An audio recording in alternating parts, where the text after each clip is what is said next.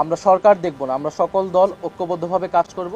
সরকার যে জুলাই সনদ বাস্তবায়ন করবে বা গণভোট মেনে অংশগ্রহণ করেছে, এটা জনগণের কাছে জাতির সামনে তারা এটা উপস্থাপন করেছে। আমরা সরকারকে কোনো দল হিসেবে বিএনপিকে আমরা সহযোগিতা করছি না। আমরা যেগুলো জাতীয় সংকট আমরা মনে করি, সেই বিষয়গুলোতে আমরা ঐক্যবদ্ধভাবে কাজ করার আমাদের সর্বাত্মকভাবে আমাদের ইচ্ছা ছিল। সেই জায়গা থেকে আমরা এটা বলেছি যে দেশের সংকটে, জাতীয় সংকটে আমরা সরকার দেখব না, আমরা সকল দল ঐক্যবদ্ধভাবে কাজ করব। রাষ্ট্রপতি নির্বাচনে এটা আমরা বলেছি যে এই নির্বাচনটা যে একটা অপ্রয়োজনীয়, একটা অকার্যকর নির্বাচন, এটাই কিন্তু আসলে জনগণের সামনে অনেক বেশি প্রতীয়মান হয়েছে। এই জন্য আমরা এটাতে অংশগ্রহণের মাধ্যমে জনগণের সামনে এটা তুলে ধরেছি যে আপনি যদি ৭০ অনুচ্ছেদ সংশোধন না করেন, আপনি যদি গোপন ব্যালটে ভোটের ব্যবস্থা না করেন, তাহলে এই রাষ্ট্রপতি নির্বাচন আসলে একটা প্রহসনের মতো।